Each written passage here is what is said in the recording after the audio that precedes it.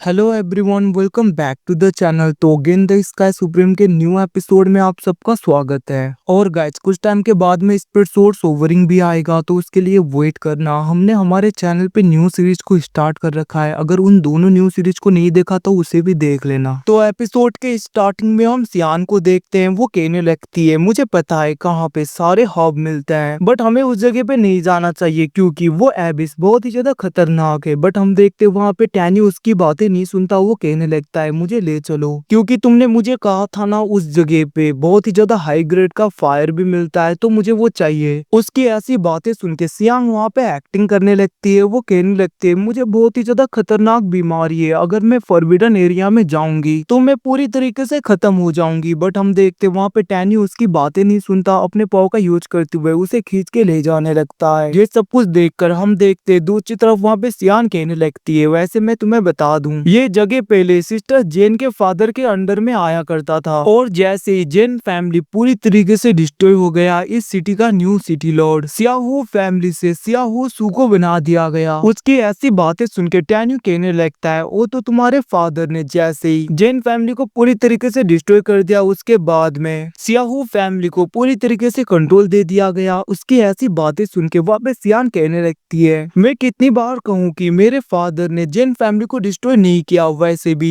जेन family destroy होने के बाद में सिस्टर जेन के फादर को किसने मारा, ये सब कुछ मेरे फादर ने इन्वेस्टिगेट किया था। और मैं बता दूं, ये सब कुछ और किसी ने नहीं, सियाहू फैमिली का सियाहू सू ने किया है, क्योंकि मेरे फादर को उसके ऊपर शक है। बट हम देखते टैन्यू कहने लगता है, आखिरकार किसने किया ये तो मैं खुद पता कर लूंगा, और जिसने भी किया हो उसे कोई भी नहीं बचा सकता। ये सब कुछ कहते हुए वो कहने लगता है, चलो जल्दी से सोल डिवोरिंग एबिस के अंदर चलना है। हम देखते वहाँ पे टैन्यू सियान को खुद की तरफ खींचते हुए उसे लेकर चलता है, और वो लोग डायरेक्टली एक मेंशन के अंदर आ गए थे। और हम देखते वहाँ पे सियान कहने लगती है, बस इसके अंदर एंटर करने के लिए 2 मिलियन हाई ग्रेड के स्पिरिचुअल स्टोन देने पड़ते हैं। बट हम देखते वहाँ पे टैन्यू कहने लगता है, फर्क नहीं पड़ता, फॉरबिडन एरिया के लिए अगर हम 2 मिलियन स्पिरिचुअल स्टोन भी दे दे तो भी वो कम है। हम देखते तभी वहाँ पे सियाहू फैमिली का थर्ड यंग मास्टर दाचेन आता है, और वो कहने लगता है, ब्यूटीफुल लेडी, क्या तुम भी यहाँ पे सोल डिवोरिंग एबिस के अंदर जाना चाहती हो? तो फिर क्यों ना हम दोनों एक साथ में चले, क्योंकि मैं भी उसके अंदर जाने वाला हूँ। उसकी बातें सुन के दूसरी तरफ हम देखते वहाँ पे सियान कहने लगती है, ये सब कुछ कहने के लिए तुम्हारा शुक्रिया, बट मुझे नहीं लगता तुम उतने ज्यादा पावरफुल हो, इवन कि तुम खुद यहाँ पे फॉरबिडन एरिया में टिक नहीं पाओगे। और मुझे डर है कि अगर मैं तुम्हारे साथ में जाऊंगी तो मैं 2 सेकंड में ही वहाँ पे मर जाऊंगी। ये सब कुछ कहते हुए वो वहाँ पे उसका मजाक उड़ा रही थी। ये सब कुछ देखकर दूसरी तरफ हम देखते वहाँ पे दाचेन के साथ में जो छोटे छोटे लोग थे मार्क्स वाले, वो गुस्सा होने लगते हैं। वो कहने लगते हैं, तुम्हारी इतनी हिम्मत, हमारे यंग मास्टर के साथ में तुम ऐसे बातें नहीं कर सकते। उन्हें गुस्सा होता हुआ देखकर दाचेन उसे पीटते हुए कहने लगता है, बेवकूफो, ज्यादा मत बोलो।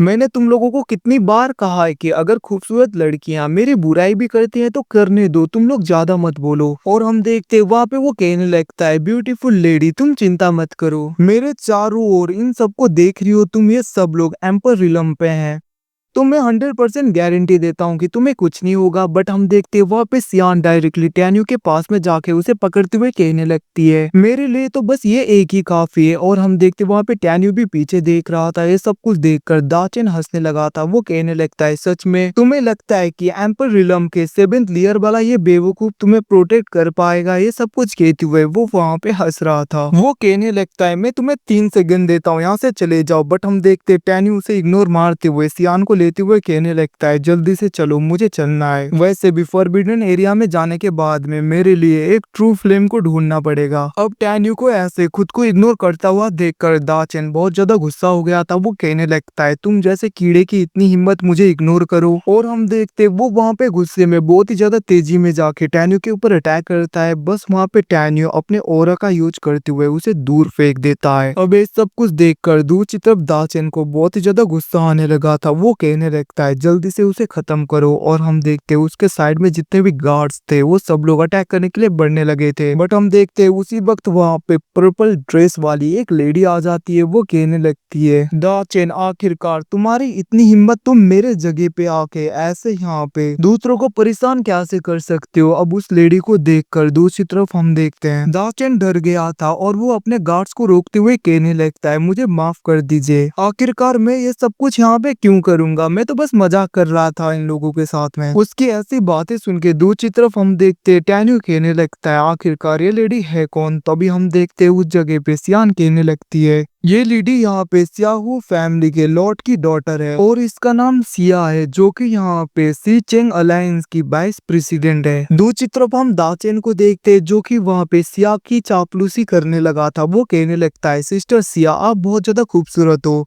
और मुझे पूरा भरोसा है कि उस ओयांग सियान से आप आगे हो और एम्परर रूलोंग आपके साथ में ही शादी करेंगे। अब इसकी बातें सुन के दूसरी तरफ सिया तो खुश हो रही थी, बट हम देखते सियान को गुस्सा आने लगता है। हम देखते वहाँ पे सिया कहने लगती है कोई बात नहीं, तुम अंदर जा सकते हो। अब हम देखते वो वहाँ पे अंदर जाने लगता है जहाँ पे अपने आर्टिफैक्ट से वो डायरेक्टली सियान के कंधे में टच करता है। वो कहने लगता है लेडी हम अंदर मिलेंगे। दूसरी तरफ वहाँ पे सियान गुस्सा हो रही थी। वो कहने लगती है तुम्हारी इतनी हिम्मत, तुम मुझे टच करो। बट हम देखते हैं वहाँ पे टैन्यू भी अंदर जाने लगा था जहाँ पे सियान उसके साथ में चिपकने लगती है। टैन्यू कहने लगता है ऐसे मत चिपको। बट हम देखते हैं सियान कहने लगती है अगर मैं एबिस में किसी दूसरी जगह टेलीपोर्ट हो गई तो बहुत ज्यादा मुश्किल हो जाएगा। अब वो लोग एक जगह पे आते हैं, तभी हम देखते हैं वहाँ पे सियाहू फैमिली का थर्ड योंग मास्टर मतलब की दाचेन आ गया था। टैन्यू दूसरी तरफ सियान के कंधे में जो भी मार्क था उसे पूरी तरीके से डिस्ट्रॉय कर देता है। सियान गुस्से में कहने लगती है तुमने मेरे ऊपर ट्रैकर लगाया, तुम्हारी इतनी हिम्मत। हम देखते हैं दूसरी तरफ वहाँ पे टैन्यू कहने लगता है मैंने सोचा नहीं था कि सियाहू फैमिली का थर्ड योंग मास्टर ऐसा गिरा हुआ कुत्ता निकलेगा जो ऐसी हरकतें करेगा। उसकी बातें सुन के वहाँ पे दाचेन अपने गार्ड्स को अटैक करने के लिए बोलता है, बट हम देखते टैन्यू कहने लगता है इससे कुछ भी नहीं होगा और वो बस एक ही स्लैश अटैक में 2 एम्परर रिलम के 6 लेयर वाले लोगों को खत्म करता है। ये सब कुछ देखकर दाचेन कहने लगता है ऐसा कैसे हो सकता है। हम देखते टैन्यू एकदम से उसके ऊपर आ गया था जिसको देखकर उसके गार्ड घबरा जाते हैं। बट हम देखते टैन्यू उसे मारता नहीं, बस उसे इंजर करके नीचे फेंक देता है। ये सब कुछ देखकर वहाँ पे दाचेन घबरा गया था। वो कहने लगता है जल्दी से मुझे प्रोटेक्ट करो। अब उसकी ऐसी बातें सुन के 2 गार्ड